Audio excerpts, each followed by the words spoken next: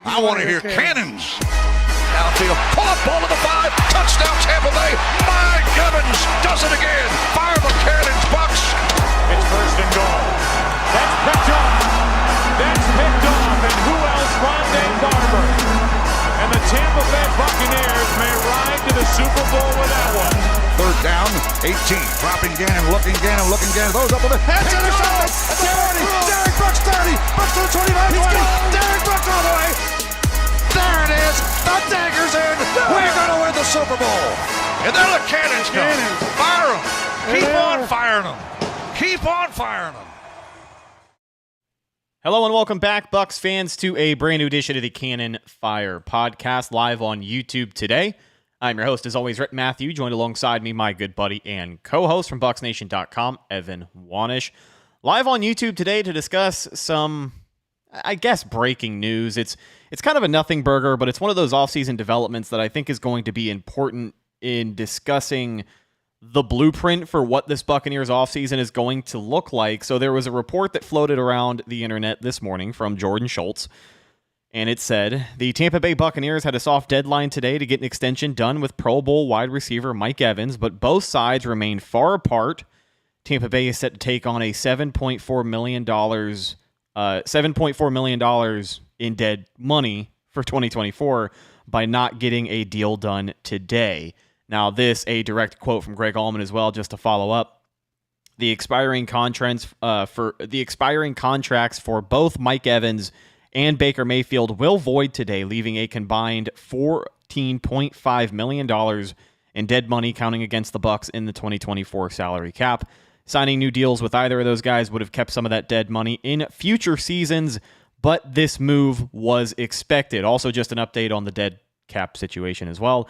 Antoine Winfield's expiring contract also has its void years void today as well.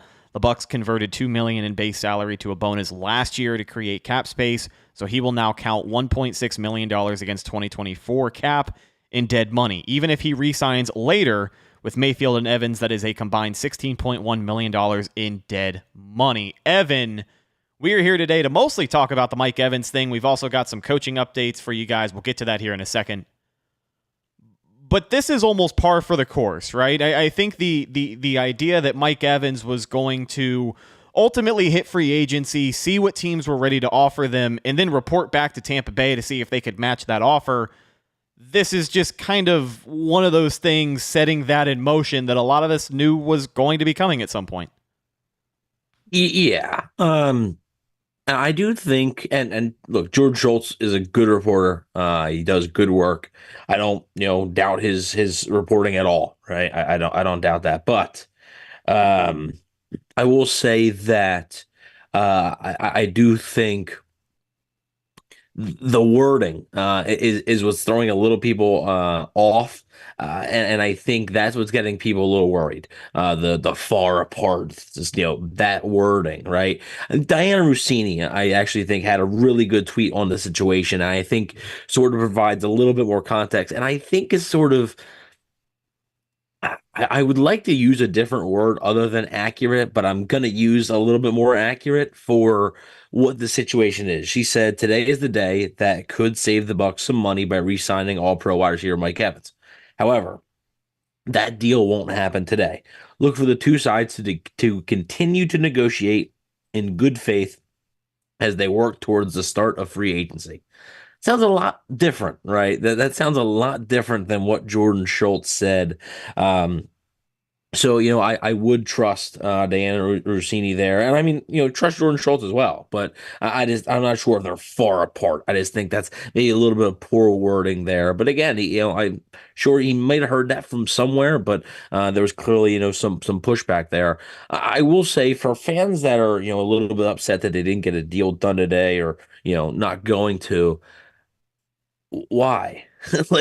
I'm sorry. It's kind of on you if you expected them to get a deal done. Because here's the thing, right? Today, right? Can you name another time where a top free agent, because Mike Evans, he's probably not going to be the top guy, but he's going to be a top guy in this free agency class. When is the last time you saw a top free agent sign 3 weeks before the market even opened? It doesn't happen. We haven't even hit the combine yet. It doesn't happen. So while yes, technically they could have saved some money, which by the way, I believe it would have gone on to 2025. So it would have saved some cap for this year, not for next. That dead money's still dead money. It still has to go somewhere. So it would just affect it this year. I don't think it's that big of a deal because, like you said to open the show, like it's kind of a nothing burger because the expectation wasn't that, oh, they're going to get a deal done on February 19th because that's when, like, no, like that wasn't really the expectation. So I wouldn't really worry yet. And I do know that there's going to be a lot of Bucs fans that are nervous, right? And it's going to be a nervous 3 or 4 weeks here because, even though like I still, and you actually asked me if you thought before the show, you asked me whether I thought Mike Evans would return to Tampa or not, and I said, well, wait a minute, I still do think that Mike Evans is most likely to return to Tampa Bay. Actually, somebody this morning asked me, can you give me a percentage on what you think, and I said 65%, which I think is pretty fair. So I still am leaning towards him returning to Tampa Bay. But he's also probably going to hit the open market. Like he probably is. The Bucs did this with Levante David. He hit the open market. Jamel Dean hit the open market. Carlton Davis hit the open market. Shaq Barrett hit the open market. And they've all returned to Tampa Bay. Even lesser guys, Ndamukong Suh hit the open market, returned to Tampa Bay. Leonard Fournette hit the open market. Jason Pierre-Paul hit the open market. They all returned to Tampa Bay. So this isn't the first time that the Buccaneers, have technically done this. Technically, they let Rob Gronkowski in 2021 hit the open market. So like it's not something to where the Buccaneers aren't used to this, right? They have a system, they have a way of doing things, and I'm sure they would love to get a deal done with Mike Evans right now, but it sort of behooves Mike Evans, and I'm sure Mike Evans' agent is saying the same exact thing right now. Why would you're this close to free agency? Why would you sign a deal right now? And unless the Buccaneers are overpaying for you, where you're like, oh, like you're definitely not going to get a better deal, right? Unless the Bucs are overpaying, which that's possible. But again, why would Mike Evans sign before free agency? But why would the Bucs overpay right now? Here's the scenario, and I don't mean to ramble on here, but let's say Mike Evans hits the open market. And the offers aren't really what he thinks, right? Like they're strong offers, but they're not necessarily what he thought he might get 6-7 months ago, right? The Buccaneers might have just played themselves by signing him, now for an extra $5, $6, $7 million a year when they could potentially, let's say it's 30 million, right? Let's say that's the number. Let's say Mike Evans goes to free agency. Nobody offers him 30 million. Like that's possible. Yeah. I mean, at the end of the day, he's a great wide receiver. He's also going to be 31 years old, right? It's a lot of money. It's fair. It's fair. And I think one of the forms that you can see a lot of this mindset in action is when they just poll casual NFL fans. I saw a tweet today that said, hey, if you could sign Mike Evans to your team right now as a wide receiver 1, but it had to be for, I think, 3 years, $28 million guaranteed, would you do it? And a majority of people said no because of the fact that he is 31 years old. Now, I am, at the end of the day, I'm a Bucs fan. I have rose-colored glasses on when I talk about Mike Evans, and I look back at what he's been able to do throughout his career. But as a Bucs fan, and as it stands right now, the guy being the best offensive player in the history of the franchise, I don't have a problem paying him what he wants. Now, $30 million guaranteed is a lot of money for a wide receiver that old, so I can understand why a lot of these teams who aren't as needy at the wide receiver position would be a little hesitant, but we'll talk about that a little bit later. I do want to remind people we are taking calls on the topic and any other Bucs take you may have. 305-224-1968. The meeting ID for this week is 822-8332-8501. Well, the other thing is this won't be the last time we talk about this. So, like, no. We're going to circle. This isn't the last show that we're going to do before free agency. So we are going to be talking about this a lot. The next 2 or 3 shows will probably be mostly about free agency. So. I'd say a month. I'd say a month. Yeah. I mean, free agency starts March 14th. Right around there. The legal tampering period, I think, is March 14th. Yeah. Okay. So legal tampering. Yeah. Between now and then, I don't think we're going to get a solid answer about Mike Evans' future as a Tampa Bay Buccaneer. I think we'll get the confirmation that he is going to hit free agency, and maybe we'll hear what his ballpark price is a little bit closer by then, but I don't think we're going to hear much more about it. But yeah, we will touch on this topic again before we end the show. But Evan, we do have some other headlines that we need to discuss. Tampa Bay Buccaneers had some coaching hires over the last couple of weeks. We haven't talked to you guys, but on the offensive side of the ball, Liam Cohen already making some moves to secure his staff.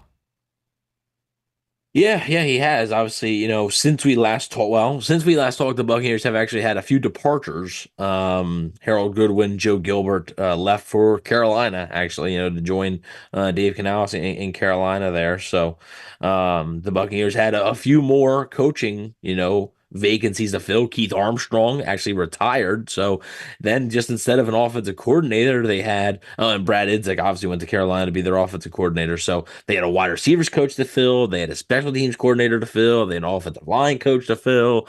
They had a lot of things.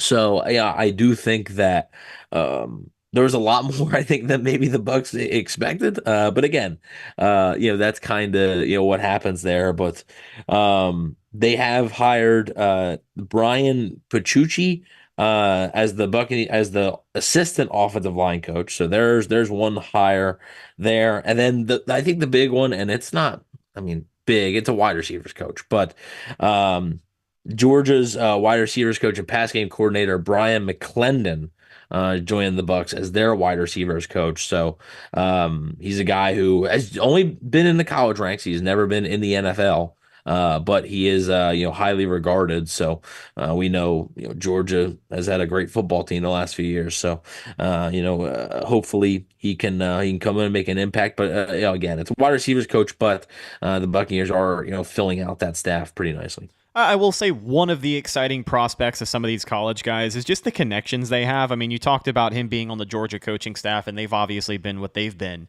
So the connections that he has with some of these guys who were going into the draft, I think that's a fun idea for fans to toss around. Like, what's the name of that little skinny white receiver who plays for Georgia? McConkey? Lab McConkey, yeah. He's a guy who's probably going to be mentioned thousands of times between now and the draft, solely because of that hire, right? People are going to throw that name around and say, oh, well, maybe we can lure someone like that in to go play for one of his former position coaches. You never know. But another update on the Tampa Bay Buccaneers on that front. So, Here's the thing, and I'm seeing a lot of stuff in the chat here. Okay, like I'm seeing a lot of stuff in the chat about, he deserves his money. I'm not denying that at all, right? I 100% agree that Mike Evans deserves money. We're acting like Mike Evans is going to get peanuts. He's gonna get paid, like whether it's by the Bucs or somebody else. He's gonna get paid regardless. Like it's not like the Bucs are sitting here offering $10 million to him. They're offering it's a big deal. Like it is. If I had to guess, the Buccaneers are probably in the range of 20 to 23 right now.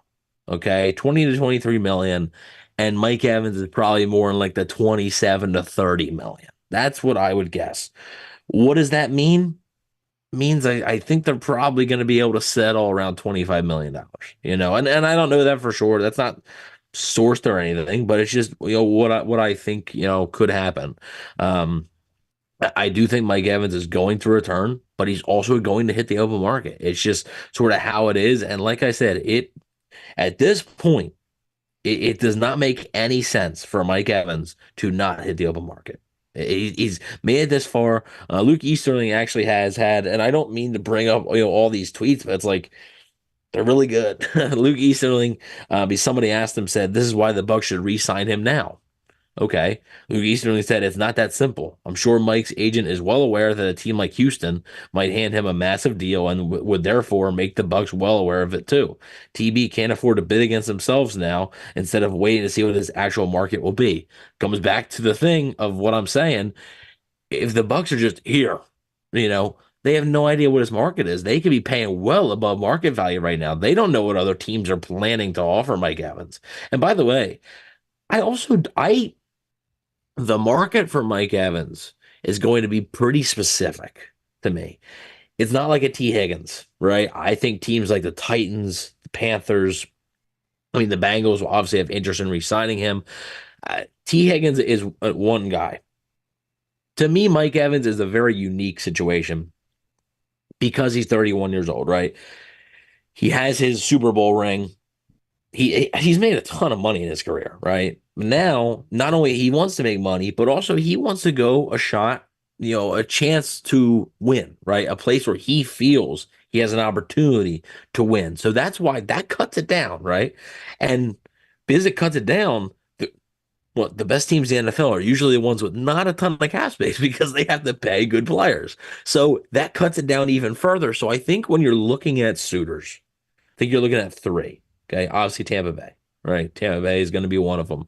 Like I said, I still think the most likely destination. I want to make that clear on this podcast. Okay, I still think, and I think Rhett feels the same way. Like, the most likely destination is Tampa Bay for Mike Evans. Number two is the Kansas City Chiefs, obviously, but again, they might have cap issues, if they want to re-sign Chris Jones, obviously a big piece of their defense. L'Jarius Sneed's also a free agent, another big piece of their defense. So, like, are they going to devote that much money to Mike Evans? I don't know. I think the one that most fans are worried about, and I get it. I get this completely. It's Houston, right? Because Houston has the cap space. Mike Evans is from the Houston area, and they got a damn good quarterback, he's an up-and-coming quarterback, one offensive rookie of the year, looks to be the next star quarterback in this league, and the roster's pretty good. Now, I mean, will they win a Super Bowl next year? Maybe not, but we've seen crazier things happen, So I think Houston could be one where if you're looking at it and he hits the open market and Houston's like, we want to get Mike Evans at all costs, that one is where, but again, let's say Mike Evans receives the offer from Houston, right? I don't think Mike Evans is going to say, all right, yep, sign me up. I think he's going to take that offer. He's going to come back to Tampa Bay and say, can you match this? Right? I think he's going to give him that courtesy. Because there's a team that drafted him. He's a loyalty to them. He re-signed with them on multiple occasions, has taken pay cuts, has taken restructures. And also a lot of people actually hasn't taken many pay cuts because restructure isn't a pay cut. You're still getting your money just in a different form. So I do think that Mike Evans will, whatever contract he receives, he will come back to the Buccaneers and say, here's what I got offered. Like here is what we got offered. What do you want to do with it? And the Bucs will have a decision. They can either match it, they can go a little bit higher, or they can say, you know what, Mike, we can't do that. So I also do think like the Buccaneers are going to have the final say in whether Mike Evans stays or goes. You are one of the first people I've heard mention Kansas City, only because when I think of the situation that they are in, they're a team that just won a Super Bowl, going to try and bring some of those pieces back. And of course, you've got probably priority number one for them being Chris Jones and just the market for an interior D lineman that plays the way he does, being one of the best in the NFL. That's going to be tough. So in my mind, I just see two teams, really. I see Tampa and I see Houston. You talked about the specific situation that Mike Evans is in, and that helps Tampa. That bodes well for their chances of re-signing him, because I think it's delusional when I see pictures of him in like a Washington uniform or a Panthers uniform. It's not going to happen. You think Mike Evans I've seen you say this. Do you think Mike Evans at 31 years old is going to leave the Bucs right now to go play for the Carolina Panthers, who were the just worst team in the NFL? Right. The worst team in the NFL. Right. Not with a first-year head coach. Like, I'm sure he likes Dave Canales, but that much? Also, much? yeah, people are connecting Mike Evans there because the Panthers need a wide receiver. They have a young quarterback. They have the cap space. And obviously they have Dave Canales. Why are we acting like Mike Evans has been with Dave Canales his entire career? He spent one season with Dave. Mike Evans had more season with Byron Leftwich as an offensive coordinator than Dave Canales. Like, why are we making that strong of a connection based on one season?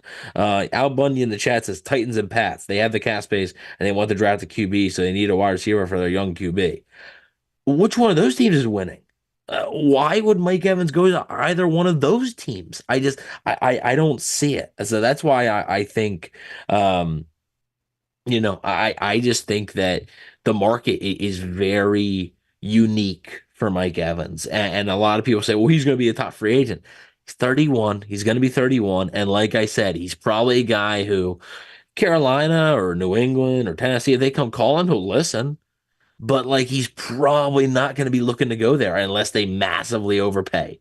Because I think at this point in his career, yes, I know he already has a Super Bowl, but I think he probably wants another one or at least the best chance at another one. So I think at this point in his career, winning is going to be the top priority. Obviously, he wants to get paid, obviously, but I think winning and the chance to win is going to be a pretty big factor in his decision. Wanted to dive a little more into my personal opinion about just how I think this is going to play out. You said it already. I think the most likely scenario is that Mike Evans is back in Tampa Bay. It just feels right. Feels like that is what is supposed to happen. Again, I am incredibly biased, but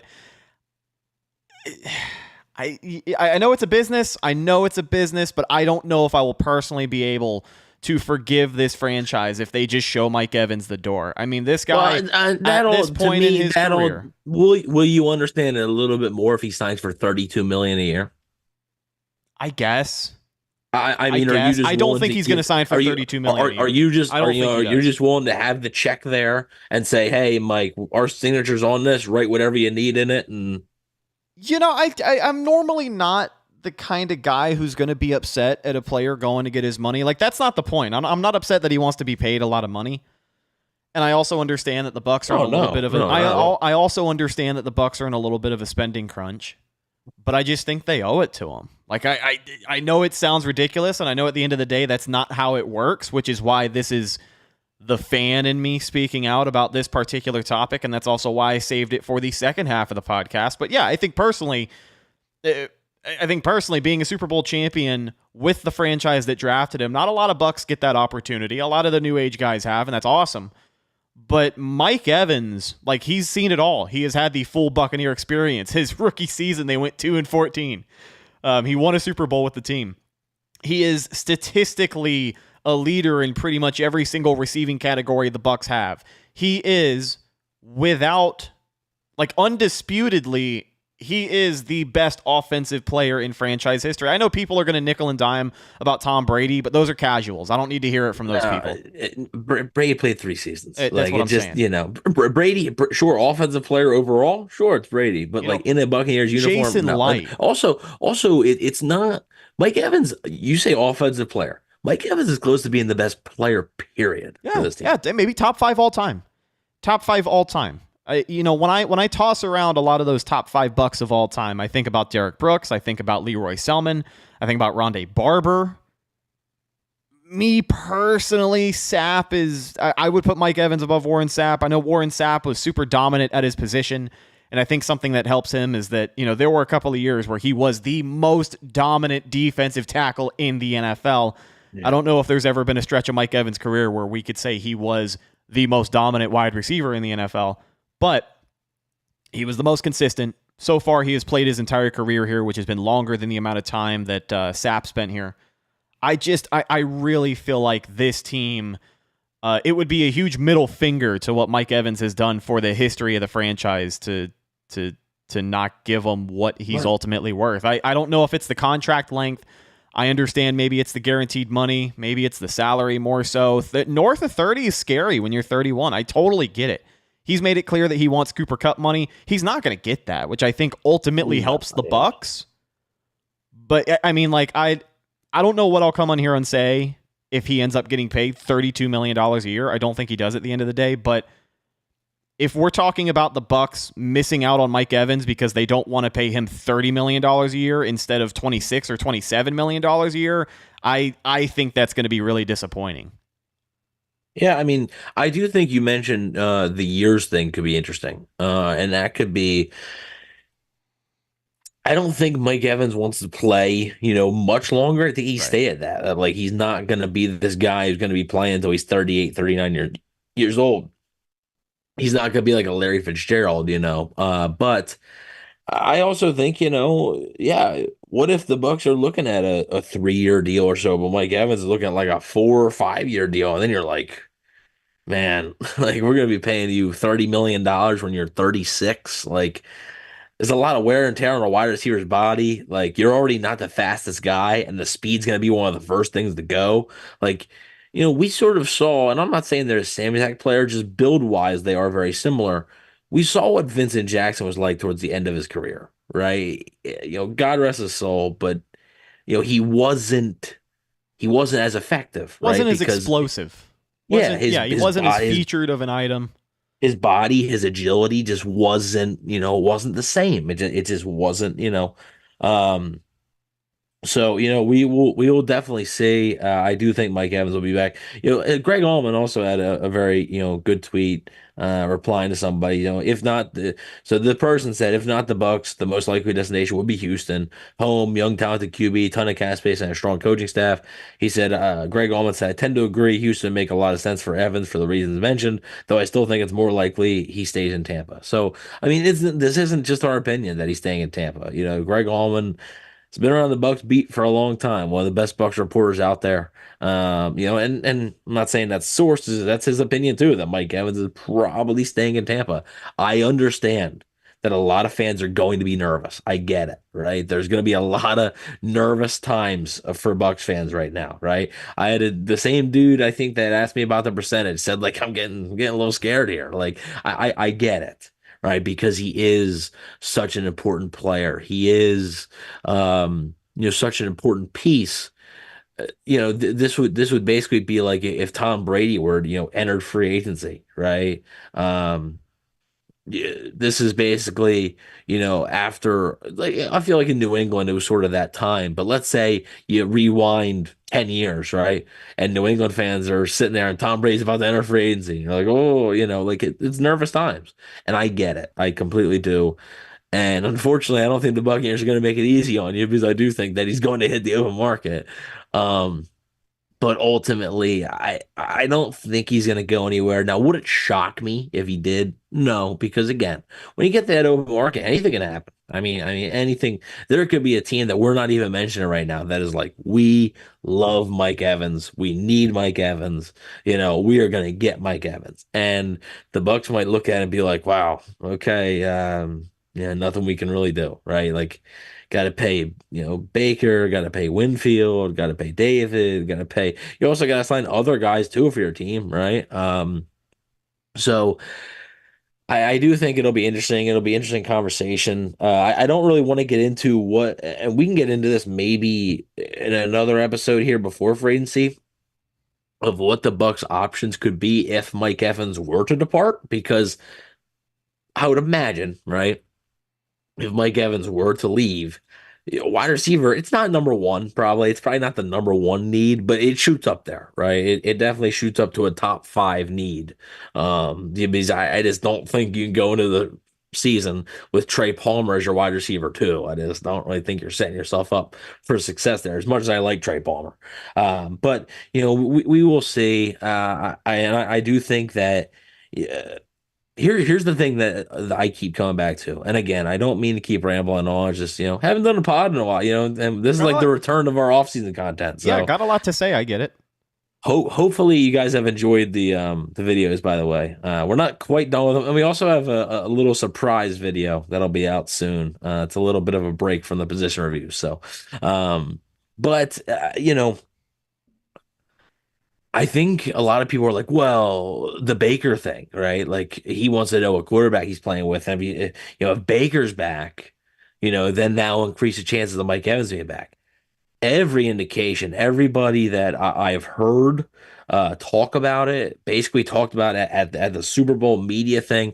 And that Super Bowl media thing, when Baker was there, right? But there's a lot of people, right? A lot of insiders there that talk to each other and stuff. And based on everything that I've heard when listening to a podcast or listening to a clip, or I know that hot mic thing, caught Baker, it would be a surprise. It would be a pretty big surprise if Baker Mayfield was not back in Tampa Bay in 2024. So to me, that's why I keep coming back to, I think Mike Evans will likely be back, because people are like, well, if Baker's back, that puts the chances up even more. I'm pretty positive that Baker's going to be back. So I honestly don't even think I think Mike Evans is going to hit the open market. I don't think Baker Mayfield's going to hit the open market. That's not saying they're going to get a deal done tomorrow.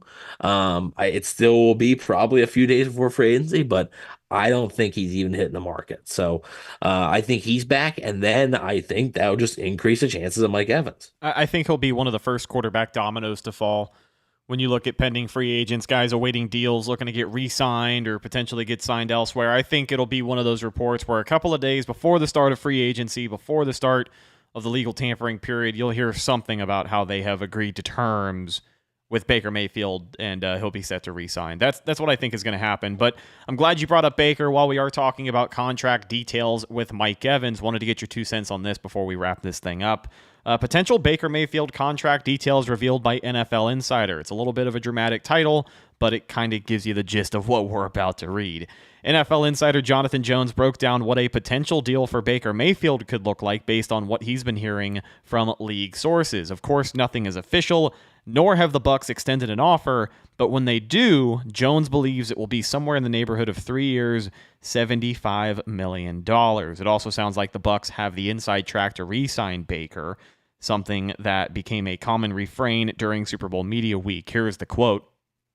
A reasonable starting point, according to league sources, would be a tick above the Geno Smith 3-year deal at $75 million for Seattle last year that allowed for the Seahawks out after just one season. Quote, would anyone else in the NFL be willing to pay Baker Mayfield that? Perhaps not, but he wants to be in Tampa, and the Buccaneers want him back. And that deal, according to league sources, is, quote, fair.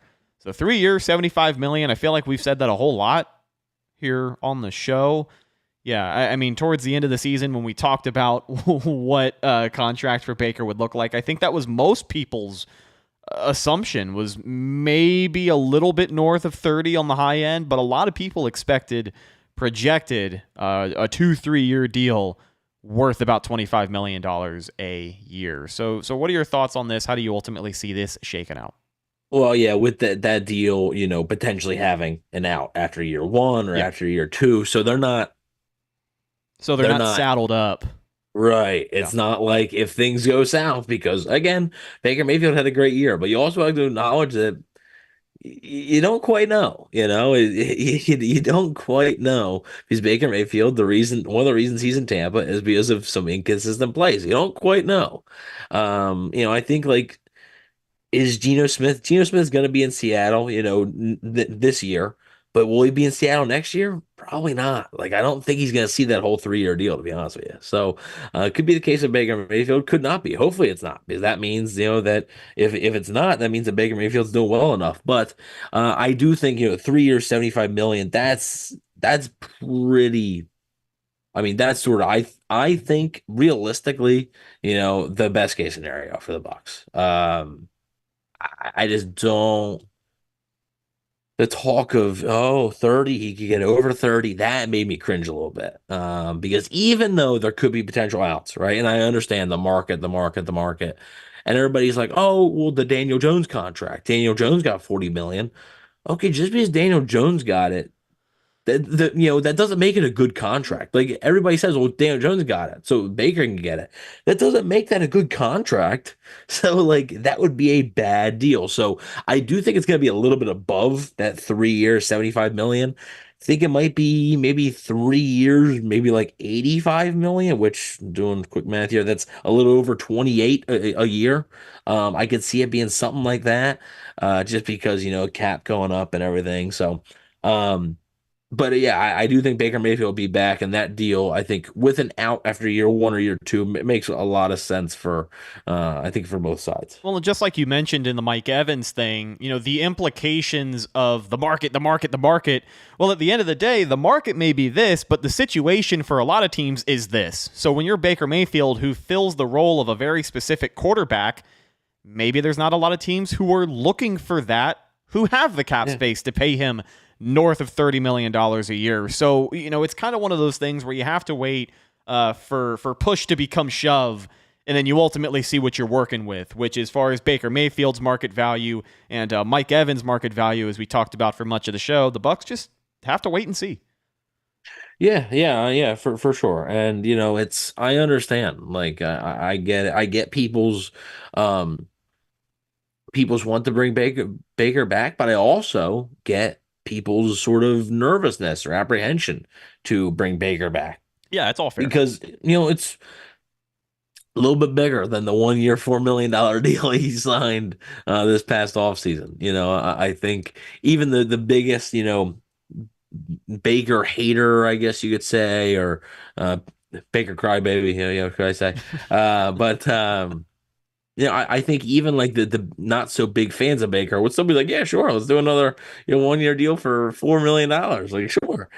So I understand why like a bigger deal for longer term would make people a little bit nervous. But at the end of the day, that's the market. I know people say, well, then I would just move on, and I get it. Like I do get it. At the same time, though, you got to think like. Todd Bowles still wants to keep his job. Jason Light still wants to keep his job, and where they're picking in the draft, Baker Mayfield probably still gives them the best chance to win in 2024 out of the realistic options, right? I don't think they're gonna. I mean, Kirk Cousins is gonna make more. Like, is Kirk Cousins an upgrade over Baker Mayfield? Sure, he is, but he's also pretty old, right? He's coming off a major injury, and he's going to cost more money. So, I think the realistic options that are out there, I think Baker Mayfield probably gives you the best chance to win in 2024. So again, going back to that market discussion, just to address this in chat, and then we'll break it down and get out of here.